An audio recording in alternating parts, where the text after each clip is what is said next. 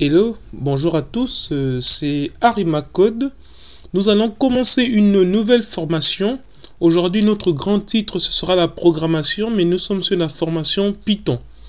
Donc, nous allons parler un peu de la programmation, un pas de long en large, mais on va parler quand même en faisant le tour, le contour, le pourtour, les détours, en faisant un aller-retour. Non, je plaisante. Mais bon, on va commencer tout de suite un peu par la programmation.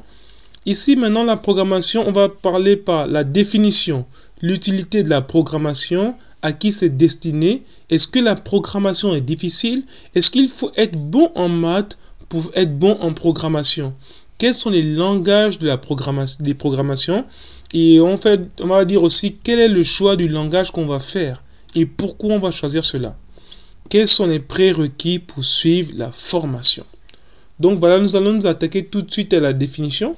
Déjà, quand on voit la programmation, la définition de la programmation, c'est quoi? Qu'est-ce que la programmation? Ici, on dit que c'est le fait d'élaborer un programme. Qu'est-ce que ça veut dire élaborer un programme? En fait, quand on parle d'élaborer un programme, c'est quelque chose qu'on planifie. Et donc ici, c'est juste le fait de donner des ordres à son ordinateur ou à une machine pour exécuter ce que l'on veut. Donc ce qu'on veut dire, c'est que la machine est derrière comme l'écran de notre ordinateur. Ce qu'on veut faire, c'est qu'on veut demander à la machine d'exécuter ce qu'on a en pensée. Donc il faut comprendre la langue de la machine pour pouvoir lui dire ce qu'on veut. Et comme Nicolas Boileau avait bien dit, ce que l'on conçoit s'énonce clairement et les mots pour le dire viennent aisément. Donc si on a bien conçu un programme, on pourra facilement bien le transmettre à la machine. Et donc aujourd'hui, ce qu'il faut savoir aussi, c'est que la machine n'est pas intelligente comme un homme. On va lui dire, non, va me prendre ceci, et quand il va aller, il va éviter les obstacles, et ainsi de suite. Non, c'est pas ça la machine. La machine, il faudra tout lui dire. Parce qu'il faut savoir un truc, la machine ne fera jamais rien d'elle-même.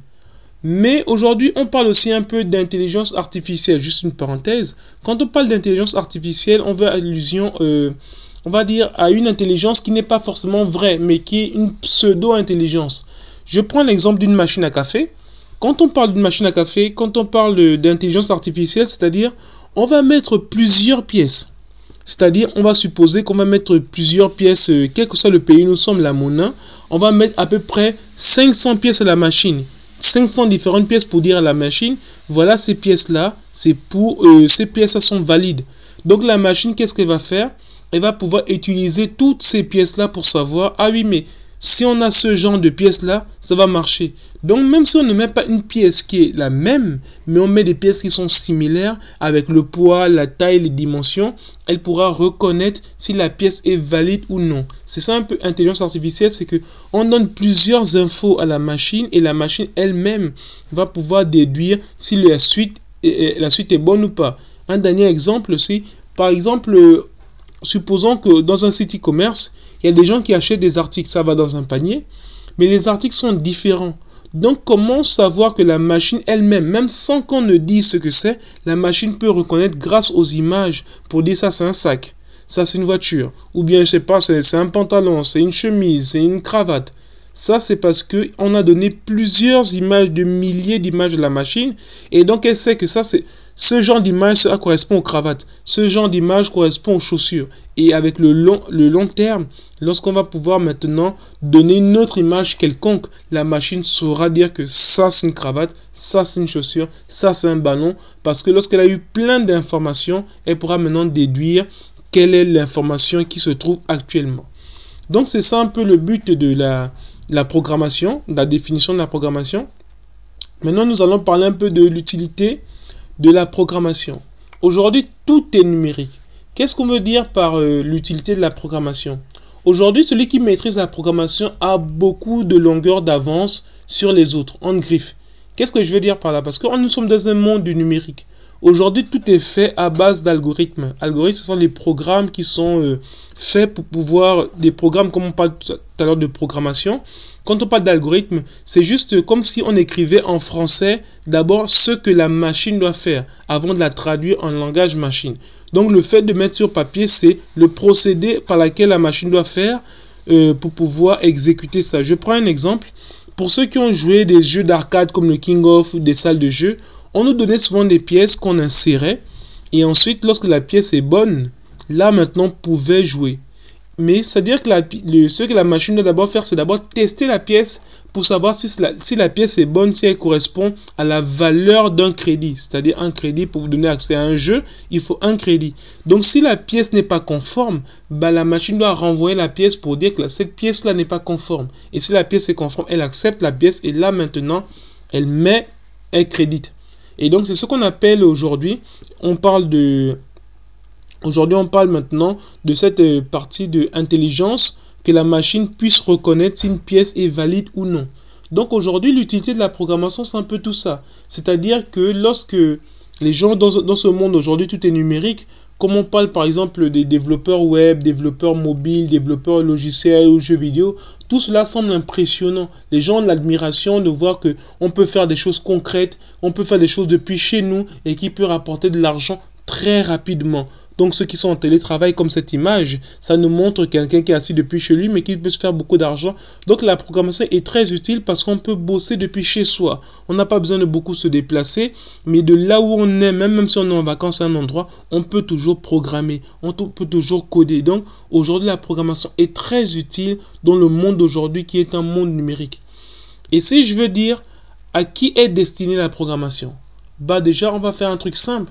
La programmation est destinée à tout le monde. C'est pour toutes les personnes qui sont désireuses d'apprendre le monde de l'informatique, des personnes qui veulent parler avec une machine ou bien des personnes qui veulent travailler depuis chez eux, faire du télétravail, ou bien qui sont en vacances mais qui veulent continuer à avancer dans leur projet. Donc la programmation est quelque chose de très important aujourd'hui parce que tout se programme de plus en plus. Tout est en train de s'automatiser. Donc, on est en train d'aller dans un monde automatisé. Et là, c'est un monde de programmation.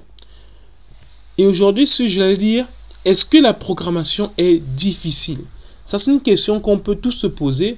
Parce que d'autres vont se dire que oui, la programmation est difficile. Quand on voit les développeurs, ils font des choses assez impressionnantes.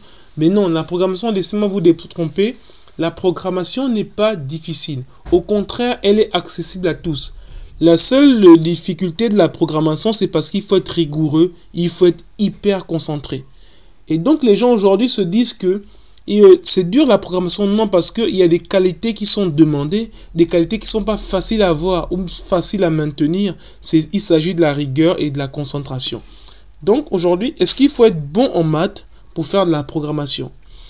Beaucoup de personnes, c'est un truc qui est biaisé dans la tête des gens que pour faire la programmation, il faut être bon en maths. Non. En fait, les gens qui font la programmation sont bons en maths parce que généralement, les maths donnent déjà un niveau de concentration et un niveau de travail acharné qui fait en sorte que les mêmes caractéristiques qui sont demandées dans les mathématiques sont aussi demandées dans la programmation. C'est pour ça qu'on a l'impression de confondre que ceux qui sont bons en maths sont aussi bons en programmation. Non, ce n'est pas le cas. Généralement, même statistiquement, on dit que ceux qui sont bons en programmation, ce sont ceux qui sont bons dans les langues. Parce que quand on parle de les langages informatiques, c'est comme les langues. De la même manière qu'on parle du français, on parle de l'anglais, de l'allemand, l'italien, l'espagnol. De la même manière, on parle du Python, du Java, du C#.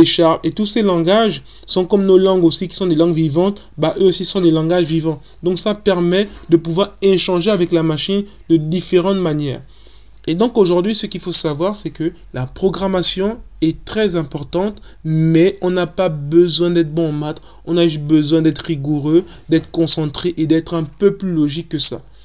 Donc aujourd'hui, maintenant, quels sont les langages de programmation? Généralement, on ne va pas tous les lister, mais il y a déjà principalement le C, le C++, le C#, le Java, le JavaScript, le Python, PHP, Spring. Voilà, bon, après, on ne va pas jusque là-bas, mais l'idée un peu là qu'on voyait un peu, voilà un peu les langages de programmation qui sont disponibles, que je ne pense pas qu'on va tous les faire, mais on va faire quand même pas mal de ces langages qui sont là. Maintenant ici, quel est le choix que nous allons faire? Le choix que nous allons faire est celui de Python. Pourquoi Python? Parce qu'aujourd'hui, je vous ai dit, il y a les différents domaines, parce qu'aujourd'hui, on ne crée pas. On parle de développeur, pas de créateur. On dit développer un site internet, pas créer un site internet. Pourquoi? Parce qu'il n'y a que Dieu seul qui crée. Nous, on développe, on utilise ce qui existe et ensuite on le développe pour réaliser ce dont on a besoin. Donc aujourd'hui, il y a le web, il y a le mobile, il y a le logiciel et il y a les jeux vidéo.